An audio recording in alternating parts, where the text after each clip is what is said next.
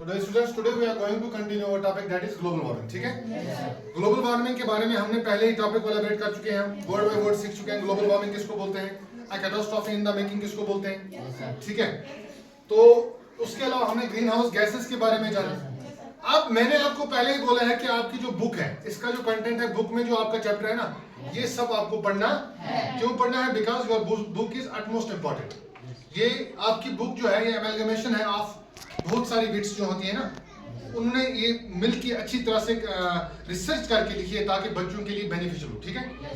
तो मैं आपको बोल रहा था कि कोई भी लैंग्वेज हो, कोई भी लैंग्वेज हो, इंग्लिश, उर्दू, पहाड़ी, कोई भी हो, उसका अल्टीमेट गोल आपके पास ये होता है, जब आप वो पढ़ते हैं आपको कम्युनिकेशन करनी आनी चाहिए, वो लैंग्वेज बोलनी आनी चाहिए, लिखनी आनी चाहिए, ठीक है?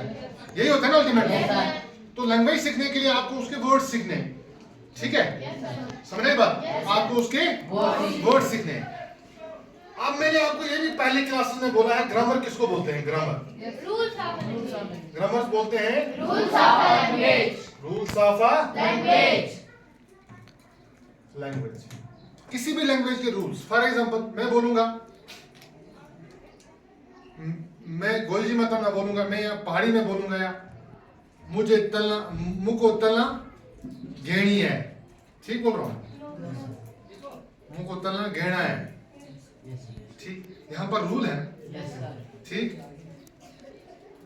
मैं कल वहां जाऊंगा, आऊंगा ना, जाऊंगा गया था, मैं कल वहां गया था, मुझे क्या बोलना था? जाऊंगा।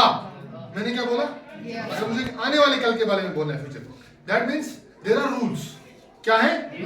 रूल्स हैं, जहां पर जो हमें अपनी किस में अप्लाई करना है, अपनी जब हम कम्युनिकेशन स्किल्स यूज करेंगे उसमें अप्लाई करना है, ताकि आपको अच्छी तरह से क्या बन सके, लैंग्वेज बोल सके। लेकिन एक और चीज याद रखना, one thing is PG, perfect grammatical English.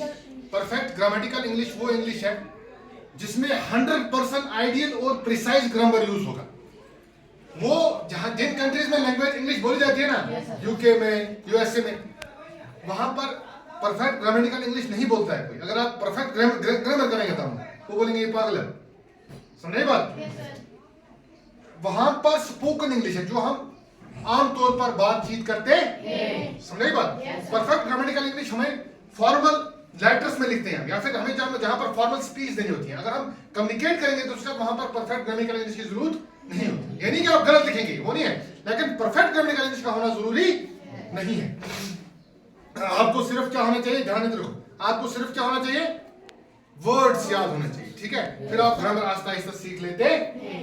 तो बेटा मैंने आपको परसों पढ़ाया था इंडियन सब कॉन्टिनेंट जो है, इंडियन सब कॉन्टिनेंट कौन सा है, जिसमें कौन कौन सी कंट्रीज आती है, मैंने आपको बोला। शाबाश, एक आदमी बोलेगा, बोलो। हाँ, सबा बोलेगी। पाकिस्तान, इंडिया, नेपाल, भूटान, बांग्लादेश, श्रीलंका, मालदीव। शाबाश। और ये कंट्रीज सब पहले एक ही थी, क्या थी? इनको सब कॉन्टिनेंट बोलते थे। यहां पर जो है हिमालयस के बारे में सुना है आपने? क्या है हिमालय है क्या? माउंटेन रेंज है। क्या है? Mountain range. आपने देखा होगा कि हम कलेक्टिव नाउन्स पढ़ते हैं। क्या पढ़ते हैं? Collective nouns. किसी चीजों के ग्रुप ना, जब हम नाम देते हैं ना किसी चीज के ग्रुप को, तब अगर हम बोलेंगे कि पहाड़ों का एक ग्रुप है, पहाड़ों का ग्रुप है, उसको क्या बोलते हैं? चेन। क्या बोलते हैं? चेन।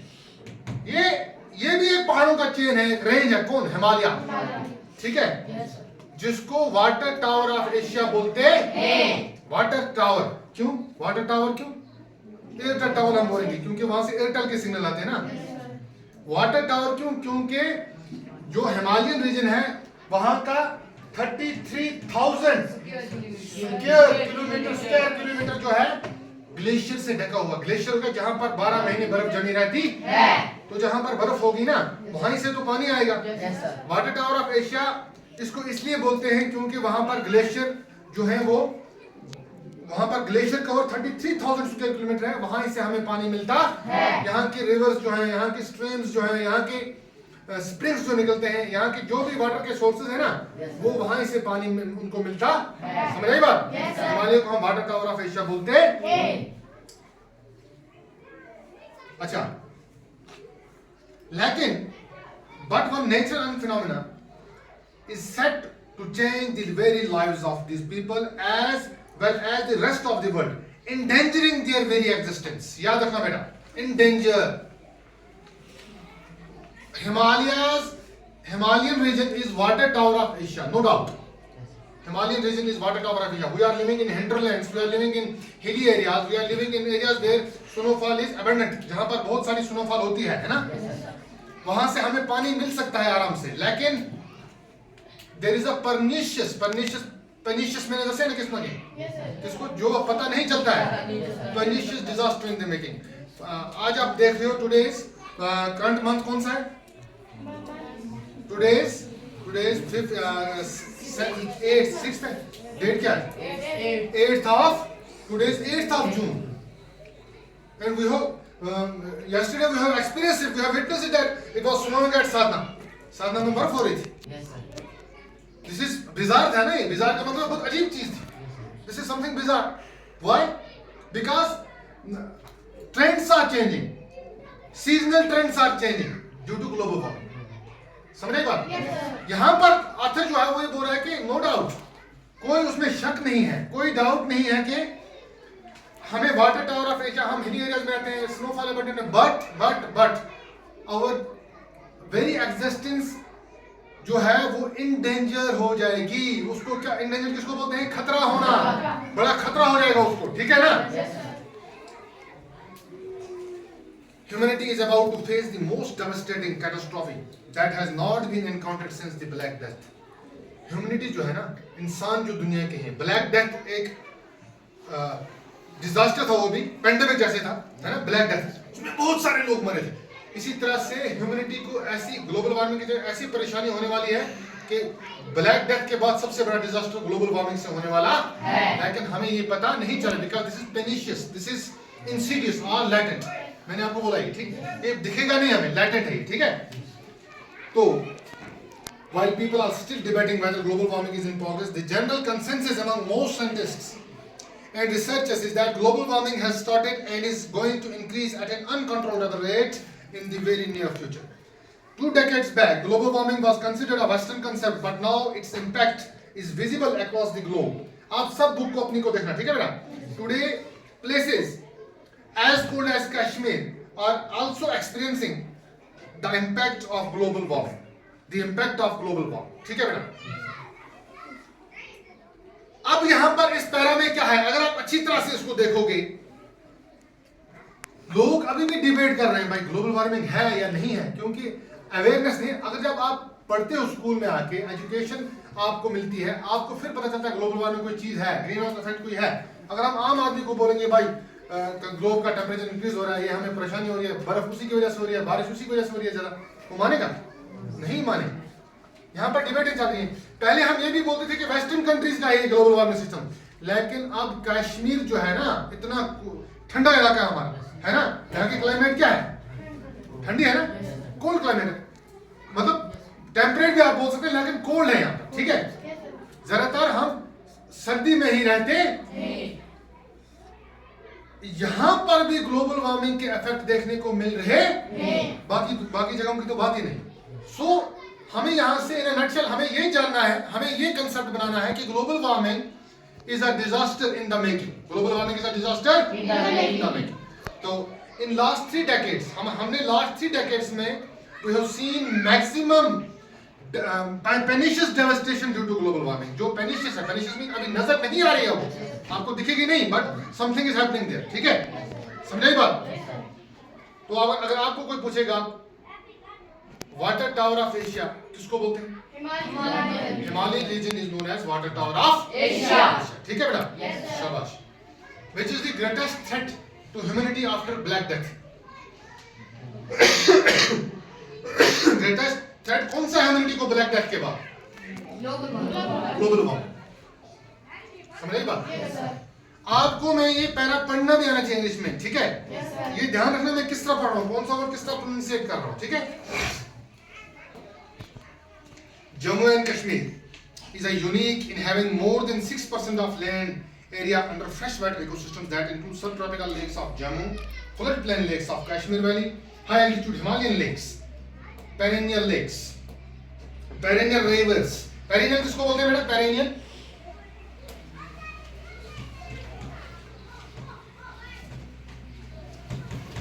देखो बेटा,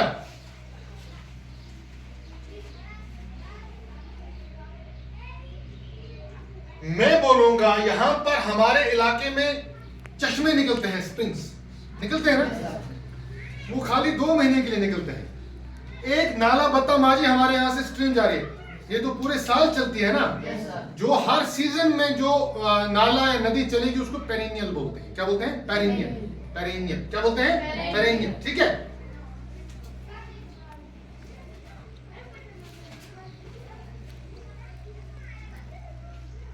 अच्छा, जम्मू कश्मीर एक यूनिक जगह है जहां पर 6% जो है 6% ऑफ लैंड किसके नीचे है? वाटर बॉडीज के नीचे, चाहे पॉन्ड्स हो, लेक्स हो, है ना, है नहीं है?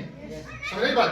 आप मुझे बोलो, जहां जो हमारा जम्मू एंड कश्मीर है, यहाँ पर खासकर कश्मीर रीजन में जो एक रिवर ऐसा है जो पूरी वैली के सेंटर से निकलता है और जिस पर पूरी वैली डिपेंड है वाटर के लिए, वो कौन सा है? शाबाश, कौन सा रिवर है? झेलम नहीं है? कौन सा रिवर है? झेलम। आपको इतना तो पता होना चाहिए ना, झेलम रिवर है। कौन सा है? इधर ध्यान रखो बेटा, कौन सा रिवर है? झेलम रिवर। ठीक है, जो जिस पर डिपेंड है हम। ठीक है, तो याद है ही बात। आप बोलोगे कि जम्मू कश्मीर का हम स्पेशली जिक्र क्यों कर रहे हैं इसमें global warming? Because we are living in Jammu and Kashmir, हम यहाँ पर रह रहे हैं ना। हमको हमें तो सबसे पहले अपने आसपास के बारे में जानना है ना, समझा ही बात? तो अगर आपको कोई बोलेगा कि जम्मू कश्मीर में ग्लोबल वार्मिंग का इफेक्ट है, आप यस बोलोगे कि नो? यस है इफेक्ट। यहाँ के ग्लेशियर जो है, कोलहाई ग्लेशियर जो है, पिघल रहे हैं, they are retreating at an alarming rate. ठीक है। Similarly there is no balance between seasons, seasons के बारे में कोई बैलेंस नहीं है, कोऑर्डिनेशन नहीं है। At the same time climate change is visible. Climate change, climate किसको बोलते हैं बेटा? क्लाइमेट नहीं, वेदर किसको बोलते हैं? फिर क्लाइमेट किसको बोलते हैं? 2 चीजें हैं, याद रखना। ये आपका साइंस का सब कंसेप्ट भी है, बट यहाँ पर इंग्लिश में आप याद रख लेना कि क्लाइमेट जो है, वेदर हो गया, हम इस वक्त बोल रहे हैं आज का वेदर यहाँ पर क्या है? साफ। ठीक है, it is very hard today. जब भी वेदर का आपको सेंटेंस बनाना पड़ेगा, सबसे पहले क्या लगाओगे? It is raining today, it is very hot today, it is very cold today. ठीक है, तो वेदर हो गया किसी टाइम का मौसम, क्लाइमेट हो गया एवरेज वेदर। हम जब लेंगे, नहीं समझेगा? एवरेज वेदर को मतलब है इतना आमतौर का वेदर कैसा रहना है। जिया कश्मीर में आमतौर पर वेदर कोल्ड रहता है, हम बोलेंगे जम्मू में आमतौर पर उसमें क्लाइमेट जम्मू का क्या है? हॉट है ना। यहाँ की क्या है? कोल्ड। वेदर हो गया इस वक्त का मौसम। अगर बारिश है तो वेदर ठंडा है, रेन है। ठीक है, अगर रेन नहीं है तो इस वक्त मौसम साफ है, लेकिन क्लाइमेट हो गया एवरेज टेंपरेचर। ठीक है, समझे बात? तो ये आपको पता चलना चाहिए। As water resources of the world are facing qualitative and quantitative degradation, it is said that the future international wars will be fought on water. अब there are apprehensions in the wits of scholars. There are apprehensions. Apprehensions को मतलब है क्या? हम लोग ऐसा डर होना, कोई किसी चीज के होने का डर। There are apprehensions in the wits of scholars, in the wits of researchers. उनके दिमाग में ये apprehensions हैं कि आने वाला टाइम जो है उसमें पानी की इतनी किल्लत हो जाएगी, इतनी स्कार्सिटी हो जाएगी कि future Wars will be fought on water. पानी के ऊपर लड़ाइयां होंगी आगे। अगर एक कंट्री के पास पानी है, दूसरे कंट्री के पास पानी है, एक दूसरे के साथ जंग कर पानी लेंगे। इतनी किल्लत होने वाली किस वजह से? Due to global. ठीक है, आज भी एक ऐसी हिंदुस्तान, पाकिस्तान, इंडिया और पाकिस्तान का जो एक ट्रीटी है 1960 में साइन हुई थी। वो कौन सी ट्रीटी है? Indus water treaty. IWT नहीं सुना आप? इंडस वाटर ट्रीटी 1960 में हुई थी। वहां पर इंडस रिवर का जो वाटर है उस पर कुछ कंसेंसस हुई इंडिया पाकिस्तान में। ठीक है, जब हालात खराब हो जाते हैं तो उस पर थोड़ा गड़बड़ हो जाती। तो ऐसा टाइम भी आ सकता है, बट ये सब किसकी वजह से होगा? Global warming. Global warming. ठीक है बेटा, Yes, sir. आपको समझ आई है बात? Yes, sir. Well done. आज हम इसका कंटेंट पढ़ रहे हैं, ठीक है? Glaciers in Jammu and Kashmir are receding at an alarming rate. Recede होना किसको बोलते हैं? कम हो रहे हैं, पिघल के कम हो जाना। अलार्मिंग रेट, अलार्मिंग रेट हो गया बड़ा खतरनाक रेट पर, जैसा होना नहीं चाहिए था उस तरीके से हो रहे हैं, उसको बोलते हैं अलार्मिंग रेट।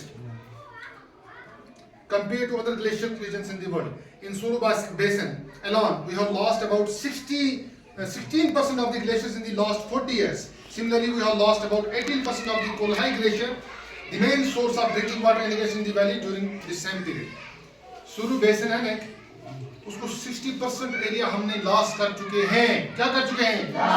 16%। इसी तरह से कोल्हाई ग्लेशियर जो है, जो यहाँ पर मेन सोर्स है इरिगेशन का, पानी का खेतों के लिए, सब चीजों के लिए, उसका भी हम कितना 18% लॉस कर चुके हैं। This all is happening due to global warming.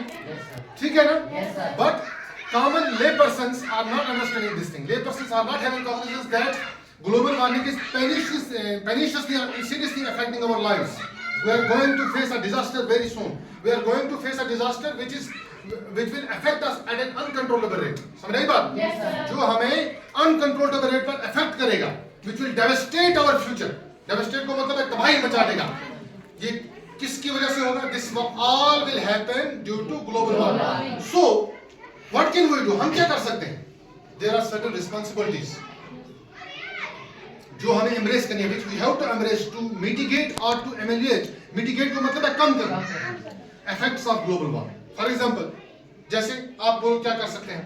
शाबाश, डिफॉरेस्टेशन को रोकेंगे। तो कॉमन सेंस है, डिफॉरेस्टेशन को रोको आप। प्लांट्स जो हैं वो कार्बन डाइऑक्साइड यूज करेंगे, कार्बन डाइऑक्साइड की कंसंट्रेशन एटमॉस्फेयर में नहीं रहेगी। ये भी एक हमारा जो टैक्टिक है, ये भी हमारे लिए बेनिफिशियल हो जाएगा ग्लोबल वार्मिंग को रोकने के। समझे बात? तो ये चीजें आपको अच्छी तरह से ध्यान रखनी है, ठीक है? तो एज ऑफ नाउ हमने क्या क्या सीखा है? ग्लोबल वार्मिंग क्या हुआ? Average increase in earth temperature. After that हमने ग्रीन हाउस गैसेस के बारे में पढ़ा। हमने पढ़ा ग्रीन हाउस इफेक्ट क्या है। ग्रीन हाउस गैसेस कौन कौन से हैं? आज हमने ग्लेशियर्स के बारे में पढ़ा, किस तरह रिसीड हो रहे हैं। जे में कौन कौन सा ग्लेशियर है? कोल्हाई ग्लेशियर जो है वो रिसीड हो रहा है, 18% रिसीड हो चुका है वो। और जो वाटर टावर ऑफ एशिया किसको बोलते हैं, ठीक है? इन पैरास को आप अच्छी तरह से पढ़ेंगे ताकि आपको जहां से भी प्रोनाउंसिएट करने में या फिर कोई वर्ड मुश्किल आ जाता है, मैंने बताया, दिखाया भी आपको, मुझे आके आप मेरे से पूछेंगे, मैं आपको अच्छी तरह से बताऊंगा। ठीक है? तो आज के लिए इतनी, ठीक है? इसको अच्छी तरह से पढ़ना। ओके।